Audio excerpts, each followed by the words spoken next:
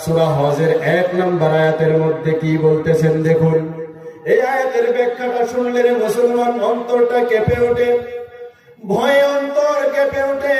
ও মুসলমান, আল্লাহ তাআলা সূরা হজের 1 নম্বর আয়াতে কি জানিয়ে দিয়েছেন, কি মেসেজ আমাদেরকে দিয়েছে মুসলমান? আল্লাহ তাআলা সূরা হজের 2 নম্বর আয়াতে বলতেছেন, ইয়া হাশরের ময়দানটা এমন ভয়াবহ হবে, হাদিস শরীফ খুঁজলে পাওয়া যায়, কারো ঘাম হবে হাঁটু পর্যন্ত, কারো শরীরের ঘাম হবে বুক পর্যন্ত, কারো শরীরের ঘাম হবে মাথা পর্যন্ত, আবার কারো ঘাম হবে পুরো ঘামের মধ্যে সে সাঁতার কাটতে থাকবে, পাসিনার মধ্যে সাঁতার কাটতে থাকবে। এমন অবস্থা হবে এই হাশরের ময়দানে ওই ঘামগুলো মাটি থেকে নিয়ে 70 গজ পর্যন্ত বৃদ্ধি পাবে। এত ঘামের মধ্যে গুনাহগার বান্দারা সেই দিন ডুবে যাবে আর নফসি নফসি করতে থাকবে। আজকে যে সূর্যটা মাথা থেকে কোটি কোটি গুণ উপরে, সেই সূর্যটা কিয়ামতের দিন আমাদের কাছাকাছি এসে যাবে। সূর্য তাপে মানুষ নফসি নফসি করতে থাকবে। আল্লাহর নবী তার স্ত্রী আম্মা জান আয়েশা সিদ্দিকা রাদিয়াল্লাহু তাআলা আনহা জিজ্ঞাসা করলেন, ইয়া রাসূলুল্লাহ, হাশরের ময়দানে বলে মানুষগুলো উলঙ্গ অবস্থায় দাঁড়িয়ে যাবে, তাদের শরীরে নাকি কাপড় থাকবে না। ইয়া রাসূলুল্লাহ, এটা কেমন? 50,000 বছর হাশরের ময়দানে দাঁড়াতে হবে, তারপর বিচার শুরু হয়ে যাবে রে মুসলমান। এই হাশরের ময়দান যে কত ভয়াবহ, কত কঠিন। দিনে শুধুমাত্র 7 শ্রেণীর মানুষের আল্লাহর আরশের ছায়াতলে জায়গা পাবে। 1 নাম্বার হলো ন্যায় কারণ বাদশা, হক বিচারক। নাহমাদুহু ওয়া নুসাল্লি আলা রাসূলিহিল কারীম, আম্মা বা'দ, ফায়া আইয়ুহাল হাজিরুনা رحمنا ورحمكم الله. وقال الله تعالى في كلامه المجيد والفرقان الحميد، أعوذ بالله من الشيطان الرجيم. بسم الله الرحمن الرحيم. يا أيها الناس اتقوا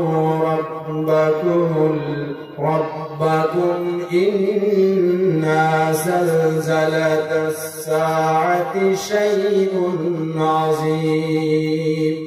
আল্লাহ তাআলা সূরা হজের 1 নম্বর আয়াতের মধ্যে কি বলতেছেন দেখুন। এই আয়াতের ব্যাখ্যাটা শুনলে মুসলমান অন্তরটা কেঁপে ওঠে, ভয়ে অন্তর কেঁপে ওঠে। ও মুসলমান, আল্লাহ তাআলা সূরা হজের 1 নম্বর আয়াতে কি জানিয়ে দিয়েছেন, কি মেসেজ আমাদেরকে দিয়েছে মুসলমান? আল্লাহ তাআলা সূরা হজের 1 নম্বর আয়াতের মধ্যে বলছেন, ইয়া আইয়ুহান নাসু ইত্তাকু রাব্বাকুম ইন্না যালজালাতিস সাআতি শাইউন আযীম। আল্লাহ বলছেন, হে ঈমানদার বান্দারা, তোমাদের রবের গজব থেকে বাঁচো, তোমাদের রবের গজব থেকে, আল্লাহর গজব থেকে বাঁচো, বাঁচার চেষ্টা করো। কেননা কিয়ামতের কম্পন, কিয়ামতের আযাব বড়ই ভয়াবহ, বড়ই ভয়ঙ্কর। ও মুসলমান, আল্লাহ তাআলা সূরা হজের 1 নম্বর আয়াতে জানিয়ে দিলেন, হে ঈমানদার বান্দারা, হে আমার মুমিন বান্দারা, তোমাদেরকে রবের গজব থেকে বাঁচার কথা বলা হয়েছে। আল্লাহ বলছে, তোমরা আমার গজব থেকে বাঁচো, বাঁচার জন্য চেষ্টা করো। কেননা আমি আল্লাহ তাআলার গজব বড় ভয়ঙ্কর, বহুত ভয়াবহ। কেমন গজব? আল্লাহ তাআলা সূরা হজের 2 নম্বর আয়াতে বলতেছেন, ইয়াউমা তারাউনাহা তাজহাল কুল্লু মুরদিআতিন আম্মা আরদাআত ওয়া তাদউ কুল্লু যাতিন হামলিন হামলাহা ওয়া তারাকান নাসা সুকারা ওয়া মা হুম বিসুকারা ওয়ালাকিন আযাবাল্লাহি শাদীদ।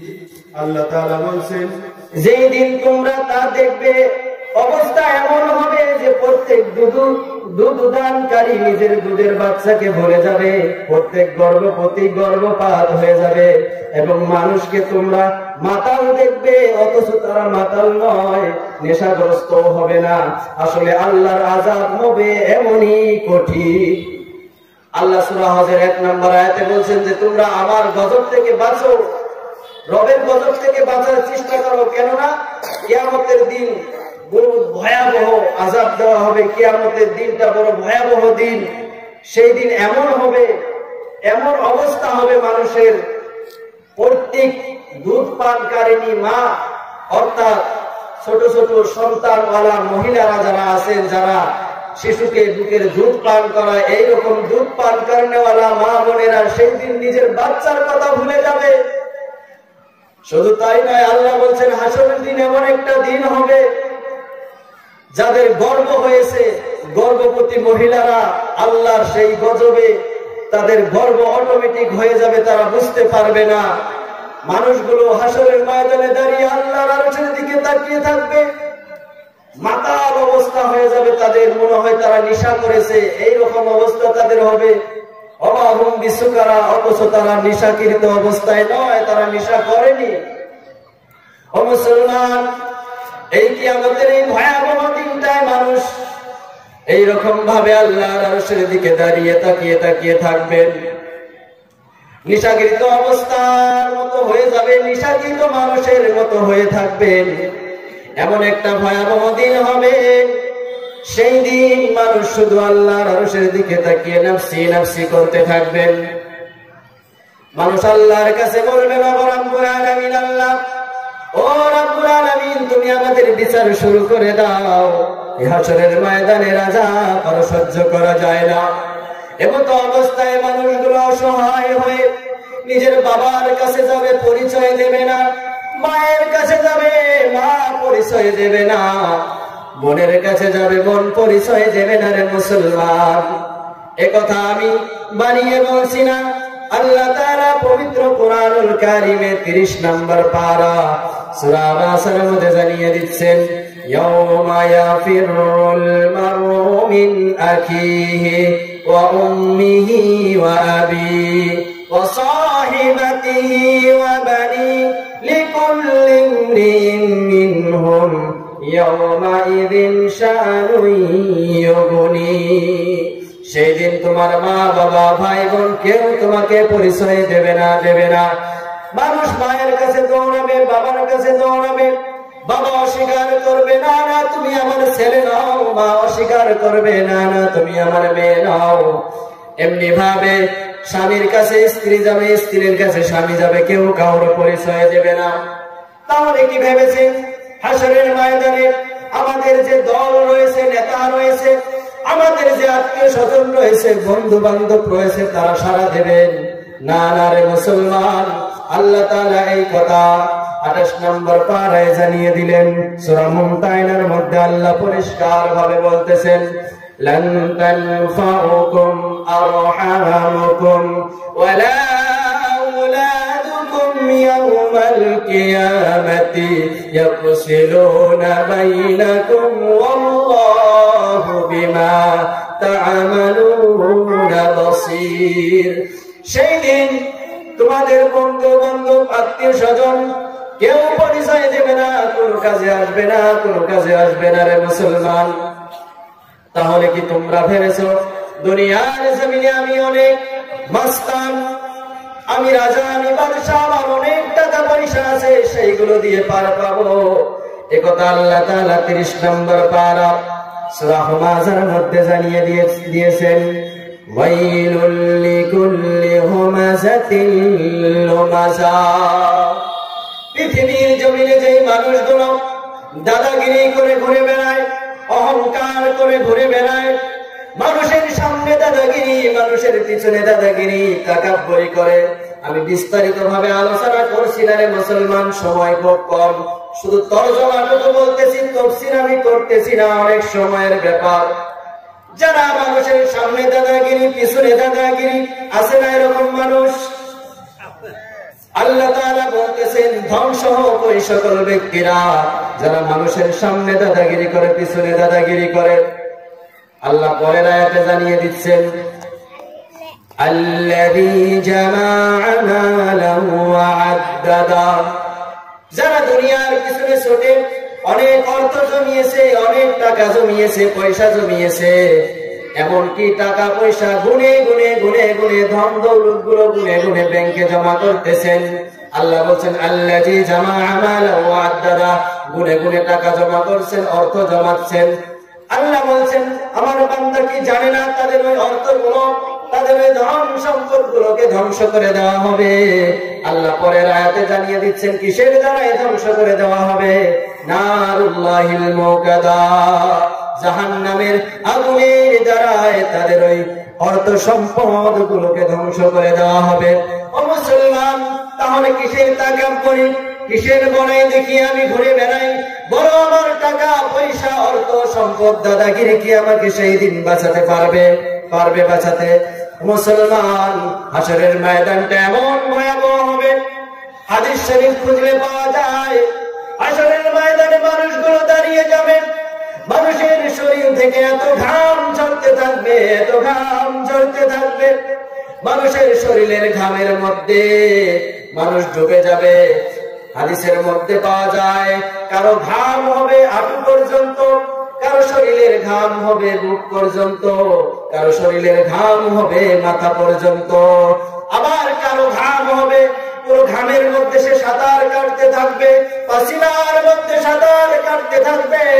শুধু তাই নয় রে মুসলমান, এমন অবস্থা হবে এই হাসরের ময়দানে ওই ঘামগুলো মাটি থেকে নিয়ে 70 গজ পর্যন্ত বৃদ্ধি পাবে।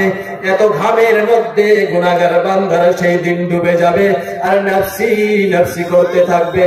মাটিটা এমন হয়ে যাবে, মাটিটা তামার মতো লাল হয়ে যাবে, মাটির উপরে মানুষ দাঁড়িয়ে থাকতে পারবে না। মাটির মধ্যে দাঁড়ানো মানুষের পক্ষে অসম্ভব হয়ে যাবে। মাটির উপরে মানুষ দাঁড়িয়ে থাকতে পারবে না। একটা রডকে জ্বলন্ত আগুনে দিলে যেরকম লাল হয়ে যায়, সেই রকম লাল হয়ে যাবে মাটিটা, মানুষ দাঁড়িয়ে থাকতে পারবে না।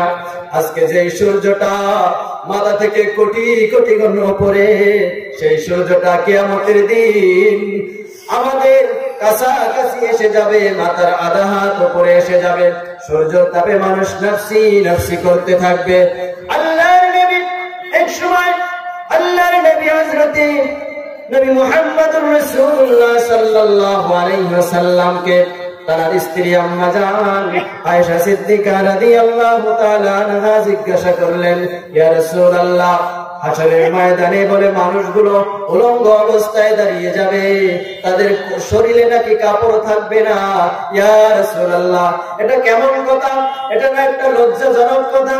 ওই সময় আল্লাহর নবী বললেন, ও আমার বিবি আয়েশা, শুনে রেখে দাও, জেনে রেখে দাও, হাসরের ময়দানটা এমন হয়ে যাবে, মানুষ কবরের মধ্য থেকে দাঁড়িয়ে আল্লাহর আরশের দিকে তাকিয়ে থাকবে আর নাফসি নাফসি করবে। কার শরীরের মধ্যে কাপড় আছে আর কার শরীরের মধ্যে কাপড় নাই, এতটুকু দেখার সময় পর্যন্ত বান্দা পাবে না। সেই কঠিন মুসিবতের দিনে 50,000 বছর হাসরের ময়দানে দাঁড়াতে হবে, তারপর বিচার শুরু হয়ে যাবে রে মুসলমান। এই হাসরের ময়দান যে কত ভয়াবহ, কত কঠিন, এই সম্পর্কে বিস্তারিত আলোচনা করতে গেলে অনেক সময়ের কথা। দেখতে দেখতে আমার টাইম শেষ হতে যাচ্ছে মুসলমান। ওই হাসরের ময়দানে মানুষগুলো দাঁড়িয়ে যখন নাফসি নাফসির আলামত শুরু করে দেবে, আল্লাহ তাদের জবাব দেবে না। 50,000 বছর দাঁড়িয়ে থাকবে।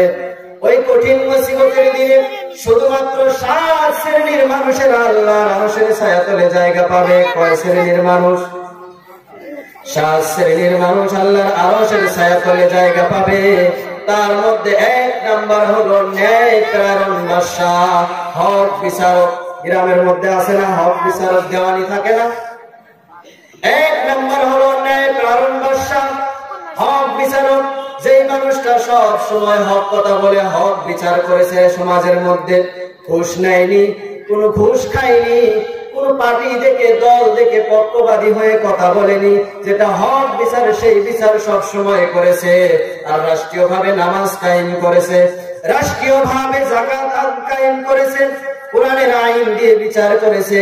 সেই মানুষটা কাল কিয়ামতের দিন আল্লাহর আরশের ছায়াতলে জায়গা পাবে। শুধু তাই নয়, ওই ন্যায় বিচারক, ন্যায় প্রাণ বাদশাটা আল্লাহর আরশের মধ্যে, আল্লাহর আরশের ডাইন পাশে নূরের মেম্বারের মধ্যে বসে থাকবে। তো আজকে আমরা দুনিয়ার জমিনে তো স্বার্থ দেখে কথা বলি, দল দেখে কথা বলি, পার্টি দেখে কথা বলি, এর কাছে এক কথা, ওর কাছে এক কথা। ও মুসলমান, কথায় কথায় এসে যায়। হাদিস শরীফ খুঁজলে পাওয়া যায়, হাদিস শরীফের মধ্যে পরিষ্কার দলিল এসেছেন, আন-নামিমা লা ইস্তানজিহু মিনাল বাউলি ওয়া আম্মাল আখিরু মিন নামিমা। দুটো কারণে কবরের আযাব বেশি হবে। তার মধ্যে একটা হচ্ছে নামিমা, গীবত করা, আরেকটি হচ্ছে মিনাল বাউল, পেশাবের ছিটা। আল্লাহর নবী বলেন দুটো কারণে কবরের আযাব বেশি হবে। একটা হলো গীবত করা, কানাফুসি করে কথা বলে না, একজনের কথা আরেকজনকে বলে, এরকম করে কাজিয়া লাগিয়ে দেয়, সমাজে দ্বন্দ্ব তৈরি করে দেয়। এই জন্য নবী বলেছেন কবরের আযাব বেশি হবে। আরেকটা হচ্ছে মিনাল বাউল, পেশাবের ছিটা থেকে শরীরকে নাপাক রাখার জন্য। এক কথায় ইস্তেনজা ভালোভাবে না করার জন্য, পেশাব পায়খানা করে ইস্তেনজা করে না, ফরজ গোসল হওয়ার পরও ভালোভাবে শরীয়ত অনুযায়ী পাক হতে জানে না। এক কথায় নিজের শরীরকে নাপাক রাখার জন্য কবরের আযাব বেশি হবে মুসলমান। এই বিষয়ে বলতে গেলে অনেক কথা, তো আমরা সব সময় নিজের শরীরকে পাক রাখার চেষ্টা করব। ও মুসলমান, হাশরের ময়দানের মধ্যে মানুষ যখন মাতাল অবস্থায় দাঁড়িয়ে নাফসি নাফসি করবে, শুধুমাত্র 7 শ্রেণীর মানুষ আল্লাহর আরশের ছায়াতলে জায়গা পাবে, তাছাড়া কোনো মানুষ আল্লাহর আরশের ছায়াতলে জায়গা পাবে না। ও মুসলমান, সেই দিন মা বাবা ভাই বোন আত্মীয় স্বজন কোনো কাজে আসবে না। আল্লাহ তাআলা আরো কোরআনের মধ্যে জানিয়ে দিয়েছেন, 29 নম্বর পারা সূরা হাক্কার মধ্যে আল্লাহ তাআলা আরো জানিয়ে দিলেন, মা আগনা আন্নী মালিয়া। সেই দিন তোমার মাল তোমাকে বাঁচাতে পারবে না। হালাকা আন্নী সুলতানিয়া, তোমার বাদশাহী তোমার কোনো কাজে আসবে না। তোমার ধন সম্পদ সেই দিন তোমার কোনো কাজে আসবে না। ও মুসলমান, তাহলে আমরা দুনিয়ার পিছনে ছুটে এত অর্থ সম্পদ জমিয়ে কি করবো রে মুসলমান? কি করবো বাদশাহ হয়ে, কি করবো রাজা হয়ে? সব কিছু রেখে দিয়ে একদিন খালি হাত নিয়ে, শুধু হাত নিয়ে কবরের মধ্যে যেতে হবে। আর কবরের মধ্যে যাওয়ার পর যদি কবরের সওয়ালের জবাব আমরা দিতে না পারি, তাহলে আমরা কবরের আযাব থেকে বাঁচতে পারবো না। হাশরের ময়দানে যেদিন আল্লাহ আদালতের কাঠগড়ায় দাঁড়িয়ে সারা জীবনের হিসাব কাটাবে, সেই দিন যদি আমরা হিসাব না দিতে পারি, কেমন করে আমরা নাজাত পাবো রে মুসলমান? শর্ট করে বলতেছি, হাশরের ময়দানে আল্লাহ তাআলা মানুষ যখন হাশরের ময়দানে দাঁড়াবে, দাঁড়ানোর পর 50,000 বছর পর বিচার শুরু হবে। এখানে আরো অনেক কথা ছিল, শর্ট করে দিলাম। 50,000 বছর পর আল্লাহ বিচার শুরু করবে। বিচার করার পর যার নেকির পাল্লা ভারী হবে তাকে জান্নাতি করে দিবে, আর যার গুনার পাল্লা ভারী হবে তাকে জাহান্নামী করে দিবে। অর্থাৎ কোরআনের মধ্যে এসেছে, যার ডান হাতে আল্লাহ আমলনামা দিবে ওই ব্যক্তি জান্নাতি, যার বাম হাতে আল্লাহ আমলনামা দিবেন ওই ব্যক্তিটা হবে জাহান্নামী। খুব মনোযোগ দিয়ে কথাটা শুনবেন। আল্লাহ তাআলা কোরআনে বলেছেন, সূরা হাক্কার 19 নম্বর আয়াতে আল্লাহ বলেছেন, ফাম্মা মান উতিয়া কিতাবাহু বিয়ামিনি ফায়াকুলু হাউমুকরাউ কিতাবিয়া। আল্লাহ বলেন, সেই সময় যাকে তার আমলনামা ডান হাতে দেওয়া হবে, সে বলবে, নাও আমার আমলনামা পড়ে দেখো। কিয়ামতের দিন যার ডান হাতে আল্লাহ তাআলা আমলনামা দিবেন, ওই বান্দা আমলনামা পেয়ে বলবে, দেখো আমার আমলনামা পড়ে দেখো।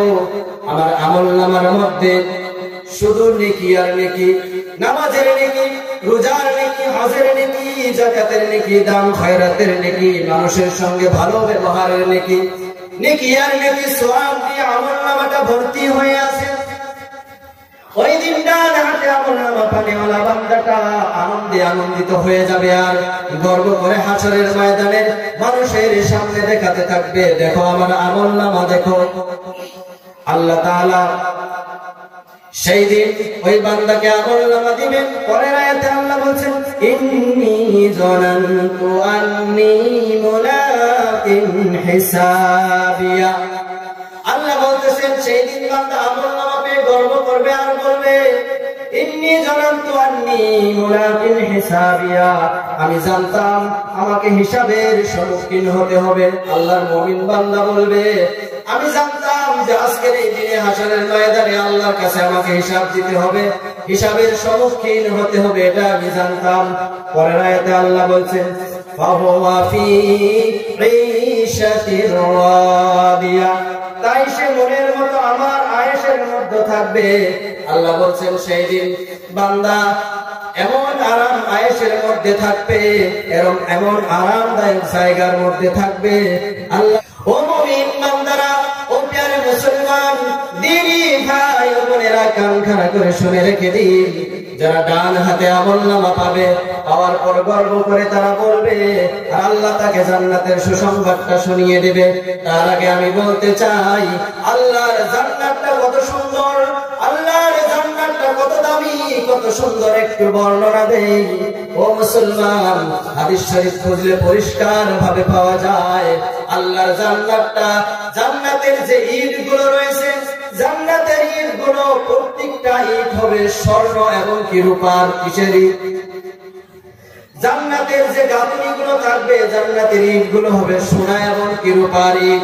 সোনা এবং রূপার ইটের মাঝখানে যে আমরা সিমেন্ট দিয়ে জোড়াই দেই না, তো ওই স্বর্ণ এবং রূপার ইটগুলো গাঁথনি দেওয়ার জন্য হবে মিষ্ক আম্বর, মৃগনাভি, এমন খুশবু দিয়ে মৃগনাভি দিয়ে ইটগুলোকে জোড়াই করা হবে।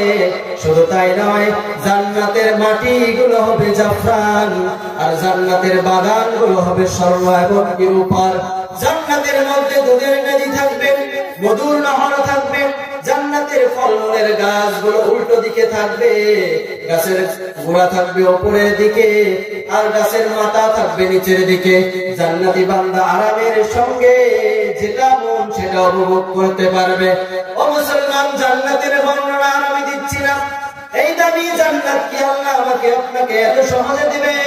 দুনিয়ার সাধারণ সুখের জন্য, দুনিয়ার সাধারণ আরাম আয়েশের জন্য আমরা এত দামি জান্নাতের কথা পর্যন্ত ভুলে গেছি রে মুসলমান। জান্নাতটা কত দামি, কত দামি। আল্লাহ তাআলা যাকে জান্নাত দিবে তার আর হামেশা হামেশা চিরকাল কোনো আযাব নাই, আর যাকে আল্লাহ জাহান্নাম দিবে তার সারা জীবন হামেশা হামেশা আযাবের শেষ থাকবে না। আল্লাহ তাআলা এই কথা কুরআনুল কারীমের মধ্যে জানিয়ে দিয়েছেন, ওয়া আম্মা মান উতিয়া কিতাবাহু বিশিমালিহি ফায়াকুলু ইয়া লাইতানি লাম উতা কিতাবিয়া। আল্লাহ তাআলা সূরা হাক্কার 25 নম্বর আয়াতের মধ্যে জানিয়ে দিলেন, আর সেই দিন যাদেরকে বাম হাতে আমলনামা দেওয়া হবে, তারা বাম হাতে আমলনামা পেয়ে বলবে, ওয়ালাম আদরি মা হিসাবিয়া। ওগো আল্লাহ, আমার হিসাব যদি আদৌ না হতো, ওগো আল্লাহ, আজকে যদি আমাকে হিসাবের সম্মুখীন নাই হতে হতো, আমার যদি হিসাবটা নাই নিতেন, কতই না ভালো হতো। অর্থাৎ বাম হাতে আমলনামা পেয়ে গুনাহগার বান্দা আমলনামা খুলে দেখবেন, আর আল্লাহ তাআলা তাকে হুকুম করে দিবেন, ইকরা কিতাবাকা কাফা বিনাফসিকা আল-ইয়াওমা আলাইকা হাসিবা। আল্লাহ বলবে, ও নাফরমান বেঈমান, তোমার আমলনামা তুমি নিজেই পড়ে দেখো। ইকরা, ইকরা পড়ো, কিতাবাকা কাফা বিনাফসিকা আল-ইয়াওমা আলাইকা হাসিবা। দেখো তুমি দুনিয়ার জমিনে কি কি গুনাহ করেছো, কি কি পাপ করেছো। সেই দিন বাম হাতে আমলনামা পেয়ে গুনাহগার নাফরমান বান্দা আমলনামা খুলে দেখবেন, আমলনামার মধ্যে এত নামাজ কাজার গুনাহ, এত রোজা কাজার গুনাহ, এত মিথ্যা কথার গুনাহ, এত মদের গুনাহ, এত সুদের গুনাহ, এত জুয়ার গুনাহ, এত ঘুষের গুনাহ, গুনাহ দিয়ে আমলনামাটা ভর্তি। বান্দা লজ্জিত হয়ে বলবে ওয়ালা মাদ্রি মা হিসাবিয়া, ওগো আল্লাহ আমাকে যদি হিসাবের সম্মুখীন নাই করা হতো, আজকে যদি হিসাব আমাকে নাই দেওয়া লাগতো কতই ভালো হতো। একথা বান্দা আফসোস করে বলবে, আর বলবে ইয়া লাইতাহা কানাতিল কাদিয়া, আমার সেই মৃত্যু যদি দুনিয়াতে এসেছিলাম যদি চূড়ান্ত হতো। বান্দা আরো বলবে আরে আমার যদি মৃত্যু নাই হতো, দুনিয়াতে গিয়েছিলাম ওটাই যদি শেষ হতো, দুনিয়াতে যদি সারা জীবন বেঁচে থাকতে পারতাম, মৃত্যু যদি নাই হতো কতই না ভালো হতো। সেই দিন বান্দা বাম হাতে আমলনামা পেয়ে এইভাবে আফসোস করবে আর আল্লাহর কাছে কাঁদবে। আর আল্লাহ তাআলা ফেরেশতাকে হুকুম দিয়ে দিবেন সুম্মাল জাহিমা সাল্লু সুম্মা ফি সিলসিলাতিন যারুহা সাবউনা যিরাআন ফাসলুকু। আল্লাহ বলবে ওই নাফরমান বেঈমানকে ধরো, জাহান্নামের 70 হাত লম্বা শিকল তার গলায় পেঁচিয়ে তাকে টেনে টেনে নিয়ে জাহান্নামের মধ্যে নিক্ষেপ করে দাও। সেই দিন একজন গুনাহগার নাফরমান আল্লাহর কাছে আসামি সাব্যস্ত হয়ে জাহান্নামের মধ্যে যাবে। রে মুসলমান, জাহান্নামের আযাব এত ভয়াবহ, জাহান্নামের শাস্তির মতো শাস্তি দুনিয়ার মধ্যে কোনো শাস্তি নেই রে মুসলমান। তাই বলতে হয় যদি দুনিয়ার মধ্যে আমরা শান্তি দেখতে চাই, এই দুনিয়ার শান্তি কিছুই নয়, আসল শান্তি হচ্ছে জান্নাতের মধ্যে। আর দুনিয়ার কষ্ট কিছুই নয়, আসল কষ্ট তো রয়েছে জাহান্নামের মধ্যে। তাই দুনিয়ার জমিনে যারা লোভ লালসায় টাকা পয়সা অর্থের পিছনে ছুটতেছো, আল্লাহ তাদের ব্যাপারে 30 নম্বর পারায় পরিষ্কার ভাবে জানিয়ে দিচ্ছেন আলহাকুমুত তাকাসুর হাত্তা যুরতুমুল মাকাবির। আল্লাহ বলছে হে আমার বান্দারা, তোমরা যে দুনিয়ার জমিনে ধন দৌলত টাকা পয়সার পিছনে ছুটতেছো, একজন একটা গাড়ি করেছে তুমি দুটো গাড়ি করবে, একজন একটা বিল্ডিং করেছে তুমি দুটো বিল্ডিং করবে, এইভাবে প্রতিযোগিতা করে ধন দৌলতের পিছনে ছুটতেছো। তোমরা কি জানো না এই দুনিয়ার লোভ লালসা, দুনিয়ার ধন দৌলতের পিছনে ছুটতে ছুটতে হাত্তা যুরতুমুল মাকাবির, তোমরা গাফিল হয়ে মৃত্যুবরণ করবে, তবুও তোমরা দুনিয়ার মায়া থেকে ফিরে আসতে পারবে না। ও মুসলমান, দুনিয়ার লোভ লালসা, দুনিয়ার মরিচিকা একটা ধোঁকা, দুনিয়া বড় তুচ্ছ, দুনিয়া একদিন স্বার্থপরের মতো আমাকে আপনাকে লাথি মেরে বাহির করে দিবে, যা চলে যা। সেই দিন সারা জীবনের হিসাবটা হাসরের ময়দানে দিতে হবে মুসলমান। শর্ট করে বলতেছি রে মুসলমান, তাহলে আমরা দুনিয়ার জমিনে এসে যদি নিজের মন মতলব মন গড়ায় চলি, তাহলে সেই দিন আল্লাহর আদালতের কাঠগড়ায় পারবো কি সারা জীবনের হিসাবটা দিতে? আল্লাহর নবী পরিষ্কার ভাবে হাদিস শরীফে জানিয়ে দিয়েছেন, হাসরের ময়দানে আদম সন্তান 5টি প্রশ্নের উত্তর না দিয়ে একটা পা হাসরের ময়দান থেকে নাড়াতে পারবে না। তার মধ্যে 1 নম্বর প্রশ্ন করা হবে, ও বান্দা, তোমাকে যদি আমি হায়াত দিয়েছিলাম, হায়াতে জিন্দেগি দিয়েছিলাম, বলো বলো এই হায়াতে জিন্দেগিতে তুমি কি আমল করেছো? 2 নম্বর প্রশ্ন করা হবে, তোমাকে যে যৌবন দিয়েছিলাম, যৌবন বয়সটা তুমি কোন রাস্তায় ব্যয় করেছো? 3 নম্বর প্রশ্ন করা হবে, তোমাকে যে অর্থ সম্পদ দিয়েছিলাম, এইগুলো কোন রাস্তায় ব্যয় করেছো? কোথা থেকে কামাই করেছো? হালাল পথে কামাই করেছো না হারাম পথে কামাই করেছো? আর কোন রাস্তায় ব্যয় করেছো?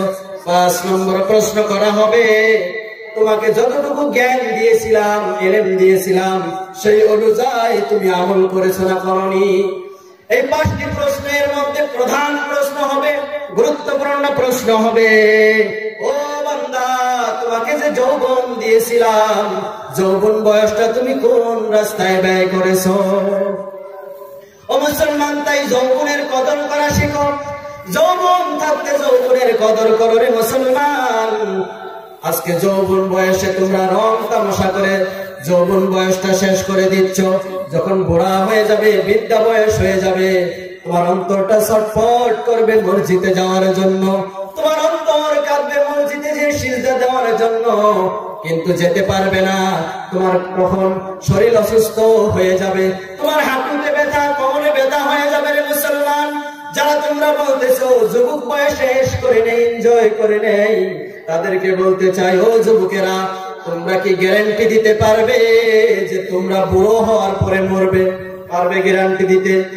কত মানুষকে দেখলাম যৌবনকে ধরে রাখার জন্য কত চেষ্টা করলো, তবুও যৌবন ধরে রাখতে পারে না।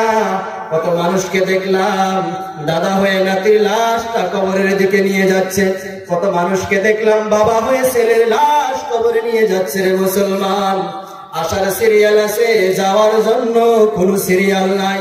তাই যৌবন বয়সের কদর করো। আল্লাহর নবী হাদিস শরীফের মধ্যে বলেছেন, শাবুন নাশা ফি ইবাদাতিল্লাহ, যৌবন বয়সে ইবাদতকে তোমাদের নেশা বানিয়ে ফেলো। ও যুবকেরা, যৌবন বয়সটা যদি হেলায় খেলায় কাটিয়ে দাও, রং তামাশায় কাটিয়ে দাও, বুড়া হওয়ার পর আর তুমি আযান শোনার পরেও মসজিদে যেতে পারবে না। বুড়া হওয়ার পর আর আযান শোনার পরেও জামাতের কাতারে দাঁড়াতে পারবে না। আজকে যৌবন বয়সে তুমি মসজিদে যাচ্ছ না, কবে জানি তোমার জন্য মসজিদের দরওয়াজা বন্ধ হয়ে যায়। আমার পর্দার আড়ালের মা বোনেরা, একটু অনুরোধ করব, আপনারা সকলে একটু এগিয়ে গিয়ে চেপে চেপে বসে যান। আপনারা যদি চেপে চেপে বসে অন্যকে জায়গা করে দেন, আল্লাহ আপনাদের জায়গা জান্নাতে প্রশস্ত করে দিবেন। তাই হিংসা না করে, কৃপণতা না করে, সকলেই ঠান্ডার দিন চেপে চেপে গায়ে গা লাগিয়ে বসে যান। অনুরোধ করব, সকলকে জায়গা দিন, সকলকে হাদিসের আলোচনা শোনার জন্য সুযোগ করে দিন। ও মুসলমান, যখন আমার আপনার জন্য মসজিদের মাইকে এলান হয়ে যাবে, অমুক গ্রামের অমুক মানুষটার দুনিয়ার জমিনে নাই, ইন্না লিল্লাহি ওয়া ইন্না ইলাইহি রাজিউন। ও মুসলমান, চিরতরের জন্য তোমার জন্য মসজিদের দরওয়াজা বন্ধ হয়ে যাবে। আজকে যে মসজিদকে তুমি ভালোবাসতে চাও না, মসজিদে যেতে চাও না, অথচ আল্লাহ তাআলা কুরআনুল কারীমের মধ্যে জানিয়ে দিয়েছেন, ওয়া আন্নাল মাসাজিদা লিল্লাহি ফালা তাদউ মাআল্লাহি আহাদা। আল্লাহ বলছেন মসজিদ একমাত্র আমার ঘর, আমার ইবাদত করার জায়গা। যে ব্যক্তি মসজিদকে ভালোবাসে, আল্লাহ বলছেন যে ব্যক্তি মসজিদকে ভালোবাসে, মসজিদের সঙ্গে তার অন্তর লেগে থাকে, আল্লাহ বলছেন আহাব্বুল বিলাদি ইলাল্লাহি মাসাজিদুহা। আল্লাহর নবী হাদিসে বলছেন আহাব্বুল বিলাদি ইলাল্লাহি মাসাজিদুহা। আল্লাহর নবী বলছেন আল্লাহর কাছে পছন্দনীয় জায়গা হচ্ছে মসজিদ। ওয়া আবগাদুল বিলাদি ইলাল্লাহি আসওয়াকুহা। আল্লাহর কাছে নিকৃষ্টতম জায়গা হচ্ছে বাজার। আজকে মুসলমানের বাচ্চা ঘন্টার পর ঘন্টা বাজারের মধ্যে আড্ডা দেয়, চার দোকানে আড্ডা দেয়, ক্লাবের মধ্যে আড্ডা দেয়, সিনেমা হলে কাটিয়ে দেয়, অথচ মসজিদের মধ্যে 5 মিনিট 10 মিনিট তার অপেক্ষা করতে ইচ্ছা করে না। ইমাম সাহেব যদি লম্বা কিরাত দিয়ে নামাজ পড়ায়, তার ধৈর্য আসে না। যদি একটু দেরি হয়ে যায়, ঘড়ির দিকে তাকিয়ে থাকে কখন জামাতের টাইম হবে। যদি 1 সেকেন্ড ঘড়ির কাঁটা হেলে যায়, মসজিদের মধ্যেই হাল্লা শুরু হয়ে যায়। সেই দিকে আমার আলোচনা নয়। রে মুসলমান, মসজিদের জন্য 15টি আদব রয়েছে, এই 15টি আদবকে রক্ষা করতে হবে। সময় থাকলে আলোচনা করতাম। ও মুসলমান, তাই আল্লাহর কাছে পছন্দনীয় জায়গা হচ্ছে মসজিদ। মসজিদকে ভালোবাসো, মসজিদকে আবাদ করো। আল্লাহর নবী হাদিসে বলছেন, মান বানা লিল্লাহি মসজিদান বানাল্লাহু লাহু বাইতান ফিল জান্নাহ। যদি কোনো বান্দা একটি মসজিদকে বানিয়ে দিল, আল্লাহ তাআলা জান্নাতের মধ্যে তার জন্য একটা ঘর বানিয়ে দিল।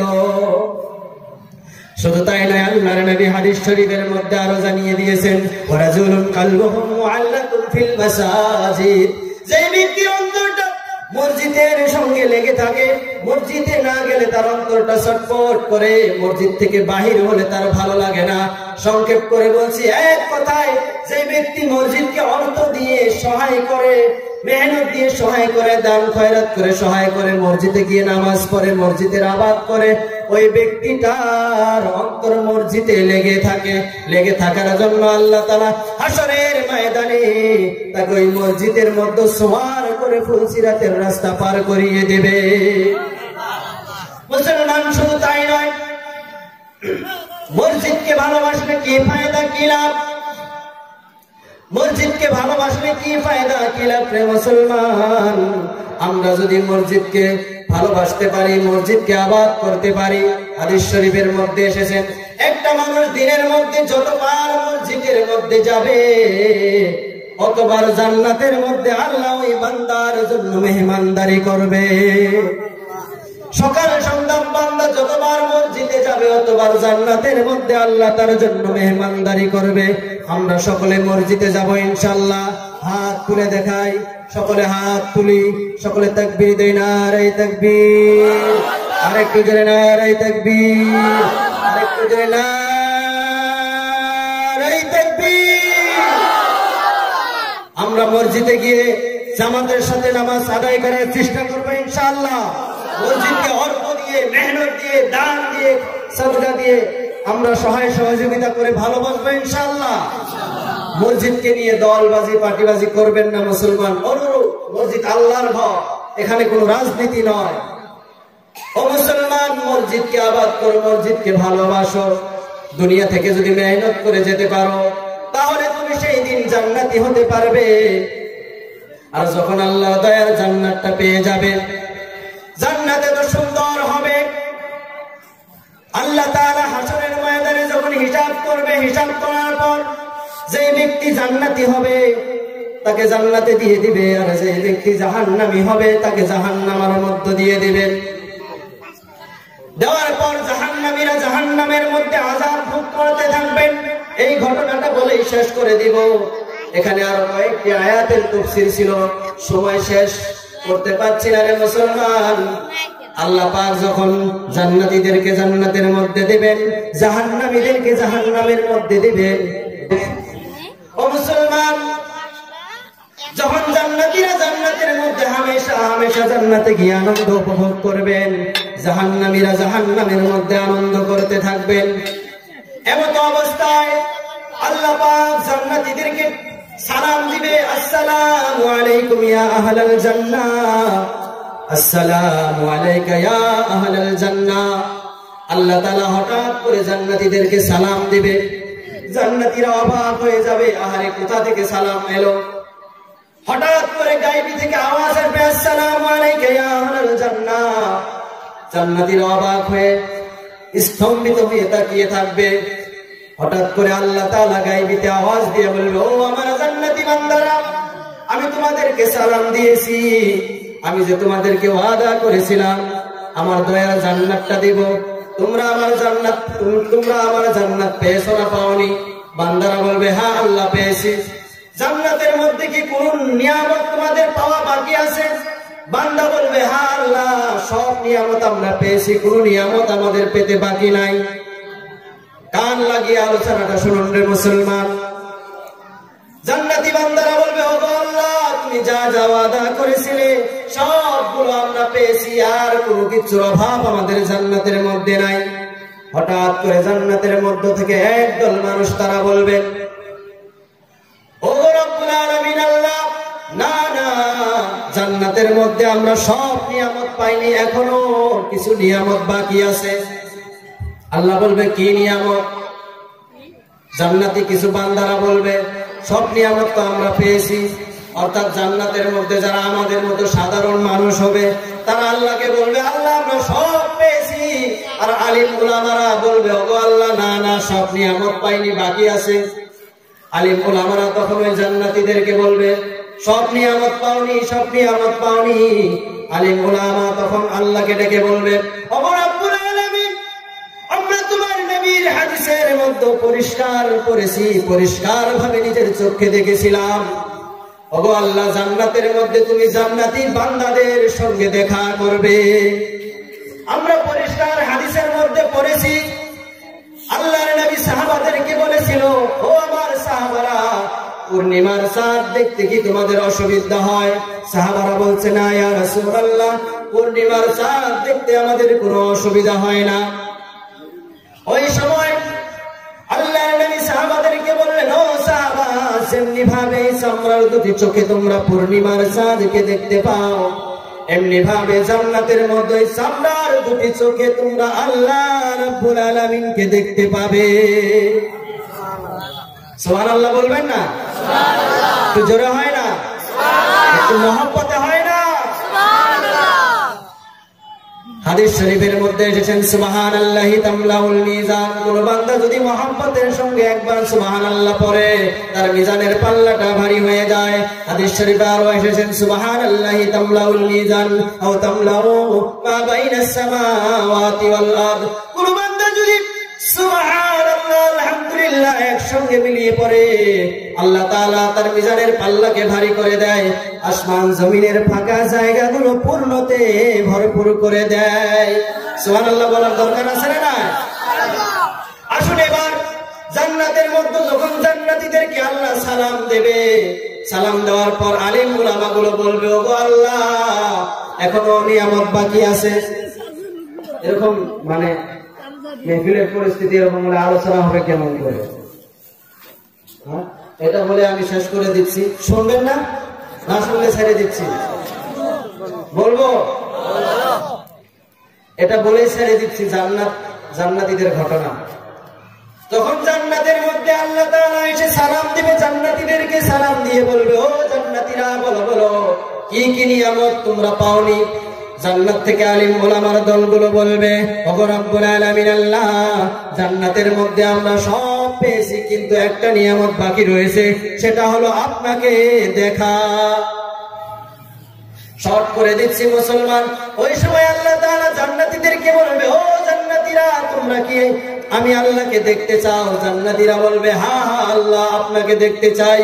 আপনাকে দেখার জন্য, আপনাকে পাওয়ার জন্যই তো দুনিয়ার জমিনে কষ্ট করেছি, রাত জেগে তাহাজ্জুদ পড়েছি, মানুষের কাছে দরে দরে গিয়ে ইসলামের দাওয়াত দিয়েছি, কত কষ্ট করে দিনের মেহনত করে এইরকম দিনই মেহফিল গুলো কায়েম করেছিলাম। ওগো রব্বুল আলামিন আল্লাহ আপনাকে দেখার জন্য মনের মধ্যে আশা, আপনাকে দেখার পর আমাদের মনের আশা পূর্ণ হয়ে যাবে, আর কোনো আশা আমাদের নাই। আল্লাহ তাআলা তখন বলে ঠিক আছে তোমাদের সঙ্গে দেখা করব। এই কথা বলে আল্লাহ তাআলা একটা নূরের তাজাল্লি দিবে, সূর্যের তাপের মতো একটা প্রকাশ দিবে, জান্নাতি বান্দারা সহ্য করতে পারবে না, বেহুশ হয়ে যাবে। আল্লাহ তাআলা জান্নাতীদেরকে ডেকে বলবেন ও জান্নাতি বান্দারা জানি তোমরা আমার নূরের তাজাল্লি সহ্য করতে পারবে না, তো তোমরা যদি আমাকে দেখতে চাও তোমাদেরকে আমি একটা ময়দানে যেতে বলি, একটা মাঠে যেতে বলি, সেইখানে যাও, সেইখানে আমি তোমাদের সঙ্গে দেখা করব। জোরে বলুন সুবহানাল্লাহ। আল্লাহ তাআলা কোরআনে বলেছেন ওয়ালাদাইনা মাজিদ, চিৎকার করে বলুন আল্লাহু আকবার। যাও যাও মসজিদ নামক একটা মাঠ রয়েছে, ওই মসজিদ নামক মাঠের মধ্যে যাও, সেইখানে তোমাদের জন্য প্যান্ডেল সাজানো হচ্ছে, সেইখানে তোমাদেরকে দেখা করার জন্য প্রোগ্রাম তৈরি করা হচ্ছে। জান্নাতের মধ্যে মসজিদ নামক একটা ময়দানের মধ্যে আল্লাহ তাআলা জান্নাতীদেরকে যেতে বলবে। ওই মসজিদ নামক ময়দানের মধ্যে আল্লাহ তাআলা জান্নাতীদের জন্য প্যান্ডেল বানাতে বলবে। সেই মসজিদ নামক মাঠের মধ্যে প্যান্ডেল বানানো হবে, স্টেজ বানানো হবে, যেরকম ভাবে এই মেহফিলটা সাজিয়েছে, যেরকম ভাবে স্টেজ বানিয়েছে, এইরকম ভাবে জান্নাতি মেহফিলটা মসজিদ নামক ময়দানটা সাজানো হবে। এটা কত বড় হবে, কত বড় হবে বলে শেষ করার মতো নয়। আল্লাহ তাআলা হযরতে জিবরাইলকে 600 ডানা দিয়েছিলেন। কয়শত ডানা? জিবরাইল বলেন ইয়া রাসূলুল্লাহ আমাকে আল্লাহ এত ক্ষমতা দিয়েছে, এক একটা ডানার মধ্যে আমি পুরো পৃথিবীটাকে তুলে আছাড় মারতে পারবো। এক একটা ডানা এত ক্ষমতা দিয়েছে। সেই জিবরাইল বলে ইয়া রাসূলুল্লাহ জান্নাতের ওই মসজিদ নামক ময়দানটা এত বড়, এত বড়, আমি একটু ঘুরে দেখার জন্য আল্লাহর কাছে পারমিশন চেলাম। সংক্ষেপ করে বলছি আল্লাহ পারমিশন দিল। জিবরাইল তার ওই 600 ডানাটা জান্নাতি মসজিদ নামক ময়দানে ঘোরার জন্য উড়তে লাগলো। এক এক করে 600 ডানার শক্তি শেষ হয়ে জিবরাইল হাঁফিয়ে গেল, হয়রান হয়ে গেল। আর আল্লাহকে বলল ওগো আল্লাহ আমি আর পারলাম না। আল্লাহকে বলবে আল্লাহ আমি কতটুকু দেখতে পেরেছি? আল্লাহ বলবেন ও জিবরাইল আমি না বলেছি তুমি এই মসজিদ নামক ময়দান ঘুরে শেষ করতে পারবে না? জিব্রাইল বলবে, ওগো আল্লাহ, আমি জানি শেষ করতে পারবো না, তবু একটু আমি পরীক্ষা করলাম। ওগো আল্লাহ, এই 600 ডানার শক্তি আমার হারিয়ে গেল, তবু আমি এই ময়দান ঘুরে শেষ করতে পারলাম না। আল্লাহ বলবে, ও জিব্রাইল, শুধু এই ময়দান ঘোরা তো দূরের কথা, এই ময়দানের এক কোনাও তুমি এখনো ঘুরতে পারো না। এই মাজিদ নামক ময়দানটা এত বড় হবে। মাজিদ নামক ময়দানের মধ্যে জান্নাতীদের জন্য প্যান্ডেল বানানো হবে। সমস্ত জান্নাতীরা আনন্দের সঙ্গে আল্লাহকে দেখার জন্য ওই মাজিদ নামক ময়দানে সুন্দরভাবে যেতে থাকবে। যেমনি ভাবে আজকের এই মেহফিলের মধ্যে আমরা সুন্দরভাবে হাদিসের আলোচনা শোনার জন্য এসেছি, এমনি ভাবে জান্নাতি বান্দারা আনন্দে আত্মহারা হয়ে খুশির সঙ্গে মাজিদ নামক ময়দানের মধ্যে গিয়ে বসে যাবে। বসে তারা অপেক্ষা করবে, স্টেজের দিকে তাকিয়ে দেখবে স্টেজের মধ্যে সমস্ত নবী রাসূলগণ বসা। জোরে বলুন সুবহানাল্লাহ। জান্নাতি বান্দারা মাজিদ নামক ময়দানে গিয়ে এরকম ভাবে বসবে, বসে স্টেজের দিকে তাকিয়ে দেখবে স্টেজের মধ্যে শুধু নবী রাসূলগণ বসা। তারপর হঠাৎ করে দেখবেন জান্নাতের ওই মাজিদ নামক ময়দানের স্টেজের মধ্যে নবী রাসূলগণ বসা, তার মধ্যে 3টি চেয়ার ফাঁকা। কয়টা চেয়ার ফাঁকা? কয়টা চেয়ার? 3টা চেয়ার ফাঁকা। জান্নাতীরা চিন্তা করবে, ওগো রব্বুল আলামিন আল্লাহ, এই 3টা চেয়ার ফাঁকা, এগুলো কার জন্য? হঠাৎ করে গায়বী থেকে আওয়াজ আসবে, ও জান্নাতি বান্দারা, এই জান্নাতের 3টি চেয়ার ফাঁকা রাখা হয়েছে। একটা হলো প্রধান অতিথি, একটা হলো বিশেষ অতিথি, আর একটা হলো স্বয়ং আল্লাহ রাব্বুল আলামিনের জন্য। তখন ওই জান্নাতি মাজিদ নামক মাঠের মধ্যে, ময়দানের মধ্যে যখন বান্দা ওই 3টি চেয়ার ফাঁকা দেখবে, দেখে ওই স্টেজের দিকে তাকিয়ে থাকবেন। হঠাৎ করে ঘোষণা করা হবে, গায়বী থেকে আওয়াজ আসবে যে এখন এই মেহফিলের মধ্যে বিশিষ্ট অতিথি আগমন করবেন। জোরে বলুন সুবহানাল্লাহ। জান্নাতের মধ্যে হঠাৎ করে বিশিষ্ট অতিথি নবী দাউদ আলাইহিস সালাম এসে বিশিষ্ট অতিথির আসনটা গ্রহণ করবেন। নবী দাউদ আলাইহিস সালাম এসে বিশিষ্ট অতিথির আসনটা গ্রহণ করবেন। আর আমার আল্লাহ রাব্বুল আলামিন নবী দাউদকে ডেকে বলবেন, ও আমার নবী দাউদ, তুমি সুন্দরভাবে কোরআন তিলাওয়াত করো। আমি তোমাকে সুন্দর কণ্ঠ দান করেছিলাম, দুনিয়ার জমিনে তোমাকে জব্বুর কিতাব দিয়েছিলাম।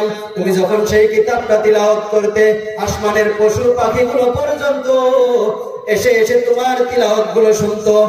এই নবী দাউদ আলাইহিস সালাম সেই দিন সুন্দর কণ্ঠ দিয়ে ওই মাজিদ নামক মেহফিলের মধ্যে বিশিষ্ট অতিথির আসন গ্রহণ করে সূরা মুলক থেকে তিলাওয়াত করতে থাকবে। সূরা মুলক চিনেন? 29 নম্বর পারা, যে সূরাটা প্রত্যেক দিন ইশার নামাজের পর পরে ঘুমালে কবরের আযাব থেকে আল্লাহ নাজাত দিয়ে দেয়। তো নবী দাউদ আলাইহিস সালাম জান্নাতের মধ্যে পড়তে থাকবেন, তাবারাকাল্লাযী বিয়াদিহিল মুলকু ওয়া হুয়া আলা কুল্লি শাইইন কাদির। চিৎকার করে বলুন আল্লাহু আকবার। সেই দিন নবী দাউদ আলাইহিস সালামের কণ্ঠ থেকে, একটা কণ্ঠ থেকে 70 ধরনের আওয়াজ বাহির হবে। কয় ধরনের? 70টা আওয়াজ বাহির হবে। নবী দাউদ আলাইহিস সালামের তিলাওয়াত শুনে জান্নাতি মানুষগুলোর হুঁশ থাকবে না। লক্ষ লক্ষ বছর জান্নাতি মানুষেরা নবী দাউদের তিলাওয়াত শুনে বেহুশ হয়ে পড়ে থাকবে। হঠাৎ করে আল্লাহ আবার জান্নাতীদেরকে ডেকে বলবেন, ও জান্নাতীরা, তোমরা আমার নবী দাউদের কণ্ঠে তিলাওয়াত শুনে তোমাদের হুঁশ নেই। এই মেহফিলের যিনি প্রধান অতিথি, যার উপরে আমি কোরআনকে নাজিল করেছি, তিনি আর অন্য কেউ নয়, যিনি কোরআনের জন্য অনেক মার খেয়েছে, যিনি কোরআনের জন্য তায়েফের ময়দানে দান মুবারককে শহীদ করে দিয়েছেন, যে নবী তায়েফের ময়দানে ইসলামের পতাকা কালিমার বাণী প্রচার করার জন্য গিয়েছিলেন। তায়েফের ছেলেরা নবীকে পাগল বলে শরীরের মধ্যে পাথর মেরেছিলেন। নবীর শরীর থেকে রক্ত মুবারক বাহির হয়ে জুতো পর্যন্ত জাম হয়েছে।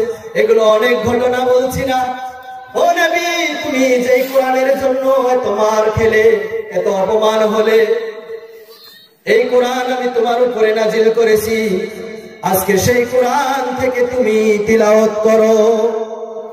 তখন আমার আপনার নবী দো জাহানের বাদশা নবী মুহাম্মদুর রাসূলুল্লাহ সাল্লাল্লাহু আলাইহি ওয়াসাল্লাম জান্নাতি মানুষদের সামনে প্রধান অতিথির আসন গ্রহণ করবেন, করে নবী মুহাম্মদ সাল্লাল্লাহু আলাইহি ওয়াসাল্লাম সূরা ইয়াসিন থেকে তিলাওয়াত করবেন। জোরে বলুন সুবহানাল্লাহ।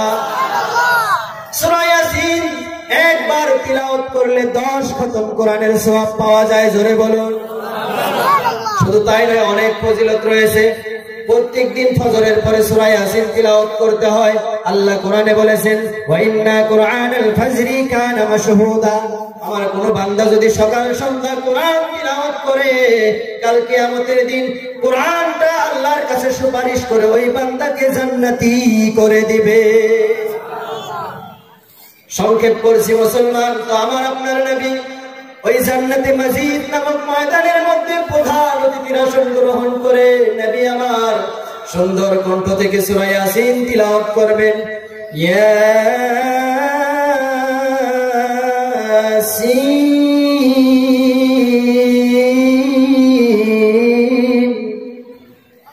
ওয়াল কুরআনিল হাকীম।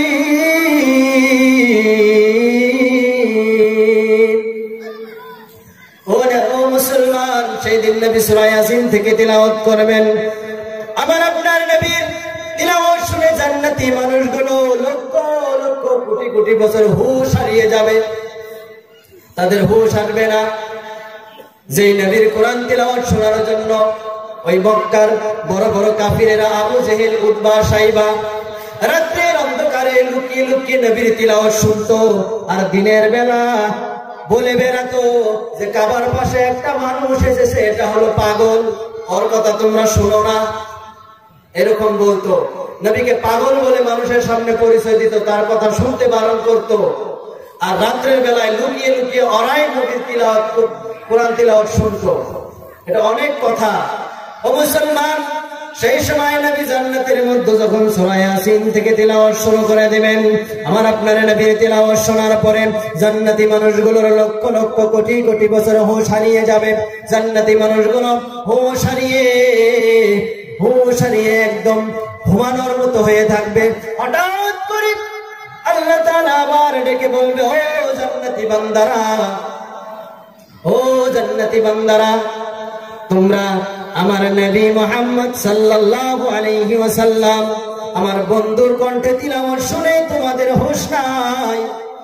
আর যেই কোরআনকে আমি আল্লাহ নাজিল করেছি, যেই কোরআনটা আমার কিতাব, যেটাতে আমার কথা, সেই আমি আল্লাহ রাব্বুল আলামিন স্বয়ং তোমাদের সামনে আজকে তিলাওয়াত করব। জোরে বলুন। জোরে হয় না? ও মুসলমান, সেই দিন আল্লাহ পাক রব্বুল আলামিন স্বয়ং জান্নাতি বান্দাদের সম্মুখে এসে তিলাওয়াত শুরু করে দেবেন। জান্নাতি বান্দাদের সম্মুখে এসে আল্লাহ তাআলা সূরা রহমান থেকে তিলাওয়াত শুরু করে দেবেন। আল্লাহ বলবেন, আর রহমান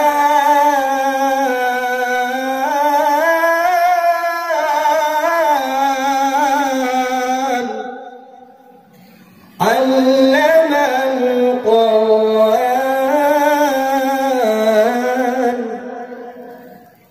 খালাকাল ইনসানা আল্লামাহুল বায়ান। আমরা দুনিয়ায় এইভাবে কোরআন পড়ি, সূরা রহমান পড়ি না নাই? আমরা দুনিয়ার জমিনে পড়ি আর রহমান, তিনি রহমান, তিনি রাহিম।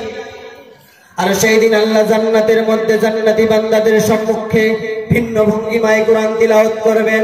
আল্লাহ বলবেন, আনার রহমান। আল্লাহ বলবেন, ও জান্নাতি বান্দারা, দুনিয়ার জমিনে তোমরা পড়তে আর রহমান, তিনি রহমান, তিনি রাহিম, এই কথা বলে তোমরা সাক্ষী দিতে। আজকে দেখো আনার রহমান, আনার রহমান, যে আল্লাহর নামে তোমরা কোরআন পড়তে, সাক্ষী দিতে, রহমান রাহিম বলে বলতে, আনার রহমান, আমি হলাম তোমাদের সেই আল্লাহ। সেই আল্লাহ সেই দিন স্বয়ং এইভাবে আমাদেরকে পরিচয় দিবেন জান্নাতের মধ্যে, বলবেন আনার রহমান, আমি তোমাদের আল্লাহ। দেখো আজকে আমাকে এইভাবে জান্নাতের মধ্যে অনুষ্ঠান শুরু হয়ে যাবে। জান্নাতি মানুষরা স্বয়ং তাদের চামড়ার দুটি চক্ষু দিয়ে আল্লাহকে দেখবেন, আর তাদের মনের আশা পূরণ হয়ে যাবে। শুধু তাই নয়, এই ঘটনা তাড়াহুড়া করে বলতে গিয়ে আমি একটু ছেড়ে ফেলেছি। জান্নাতের মধ্যে জান্নাতি বান্দারা এরকম ভাবে বসে অনুষ্ঠান শুনবে, আর আল্লাহ পাক ফারিস্তাকে হুকুম করে দিবেন, ও আমার ফারিস্তারা, জান্নাতি বান্দাদের হাতের মধ্যে একটা করে পেয়ালা তুলে দাও। প্রত্যেকটা জান্নাতি বান্দার হাতে পেয়ালা তুলে দেওয়া হবে, আর আল্লাহ বলবে তাদের পেয়ালার মধ্যে, গ্লাসের মধ্যে শারাবান তাহুরা ঢেলে দাও। জান্নাতি বান্দাদের গিলাসের মধ্যে আল্লাহ জান্নাতি শরাব ঢেলে দেবে। জান্নাতীরা শরাব খেতে থাকবেন, উপভোগ করতে থাকবেন, আর আল্লাহ তাআলা তার ফারিস্তা মিকাইলকে বলবেন, ও ফারিস্তা, জান্নাতের মধ্যে হামদ পাঠ করতে থাকো, নাচ করতে থাকো, গজল পড়তে থাকো। এই সময় জান্নাতের মধ্যে জান্নাতি বান্দারা মিকাইলের গজল শুনবেন, নাচ শুনবেন, আর শারাবান তাহুরা খেয়ে তালে তালে জান্নাতের মেহফিলের মজা উপভোগ করতে থাকবে। এখান থেকে হয়তো ভাববে যে শারাবান তাহুরা, জান্নাতে যদি শারাব দেয়, দুনিয়া থেকে একটু খেয়ে নেই, একটু টেস্ট করে নেই। মনে রাখবেন আল্লাহ তাআলা কোরআনের মধ্যে জানিয়ে দিয়েছেন, ইন্নামাল খামরু ওয়াল মাইসিরু ওয়াদ দামা ওয়া লাহমাল খিনজির, তোমাদের জন্য প্রবাহিত রক্ত, শুকরের গোশত ও মদকে তোমাদের জন্য হারাম করা হয়েছে। এগুলোর বিষয়ে অনেক হাদিস আছে। আল্লাহ সূরা মাইদা আরো বলেছেন, তোমাদের জন্য ভাগ্য লটারি, জুয়া, তীর এগুলো হারাম করা হয়েছে। তো দুনিয়ার জমিনে তো যারা শরাব পান করবে, মদ পান করবে, মৃত্যুর সময় তো তাদের কালিমা নসিব হবেই না, আর জান্নাতি শরাব তারা কখনো পাবে না। যদি মৃত্যুর সময় কালিমাই নসিব না হয়, জান্নাতে তো যেতে পারবো না, আবার কোথায় শারাবান তাহুরা? ও মুসলমান, সংক্ষেপ করে দিলাম। তাই জান্নাতের মধ্যে গিয়ে আমরা শারাবান তাহুরা পান করতে চাই কি চাই না? হাত তুলেন। নবীর কোরআন তিলাওয়াত শুনতে চাই কি চাই না? জোরে বলেন। আল্লাহর তিলাওয়াত শুনতে চাই না চাই না? আল্লাহর সঙ্গে দেখা করতে চাই না চাই না? কে কে জান্নাতে যেতে চাই না বলেন? এবার হাত তুলেন। সকলে জান্নাতে যেতে চাই? যাবো আমরা জান্নাতে? আশা আছে? মসজিদ নামক ময়দানে যাব, ওই প্রোগ্রামে বসবো। যদি সেই প্রোগ্রামে অংশগ্রহণ করতে চাই, মসজিদ নামক ময়দানে যদি যেতে চাই, তাহলে দুনিয়ার জমিনে নিজের মন মতলব মন গড়া না চলে মুসলমান একটু একটু আল্লাহর দিকে অগ্রসর হও। চাপার মারি দাঁতের মধ্যে কামড় দিয়ে নেক আমল করে ঈমান নিয়ে কবরে যাও, তবেই না জান্নাত পাবে মুসলমান। তাই সতর্ক করে দিয়ে যায়, আল্লাহর নবীকে নিজের জানের থেকে ভালোবাসেন, মানুষের সঙ্গে ভালো ব্যবহার করেন, তাহলেই জান্নাতি হতে পারবেন। হাদিস শরীফে আল্লাহর নবী জানিয়ে দিয়েছেন, রাসূল সাল্লাল্লাহু আলাইহি ওয়াসাল্লামের দৃষ্টিতে সেরা 11 প্রকার মানুষ আছে। 11 প্রকার মানুষকে আল্লাহর নবী ভালো বলেছেন, জান্নাতি বলেছেন। সময় থাকলে আলোচনা করতাম। তো আমরা সেই 11 শ্রেণীর মানুষ যাতে হতে পারি। তারপরে আল্লাহর নবী বলেছেন যে ঈমানদার মুমিন তারা যারা লা ইউমিনু আহাদুকুম হাত্তা আকুনা হাব্বা ইলাইহি মিন ওয়ালিদিহি ওয়া ওয়ালাদিহি ওয়ান নাসি আজমাইন, যারা আমাকে নিজের জানের থেকে, নিজের জীবনের থেকে বেশি ভালোবাসে, তারাই মুমিন। আল্লাহর নবী অপর হাদিসে জানিয়ে দিয়েছেন, আল মুসলিমু মান সালিমাল মুসলিমুনা মিন লিসানিহি ওয়া ইয়াদিহি ওয়ান নাসি আজমাইন। ওই ব্যক্তিটাই পুরোপুরি ইমানদার মুমিন, যার হাতের দ্বারা, যার কথার দ্বারা, যার ব্যবহারের দ্বারা, যার জিহ্বার দ্বারা অন্য কোন মুসলমান কষ্ট না পায়। তো আমরা যদি জান্নাতি হতে যাই, আমাদের উত্তম চরিত্র গঠন করতে হবে। কি করতে হবে? উত্তম চরিত্র, উত্তম আখলাক গঠন করতে হবে। নরম দিলের অধিকারী হতে হবে। আর পরিপূর্ণ ঈমানওয়ালা তাকওয়াওয়ালা হতে হবে, তবেই না জান্নাতি হতে পারবো। মুসলমান, দেখতে দেখতে 2 মিনিট পার করে ফেলেছি।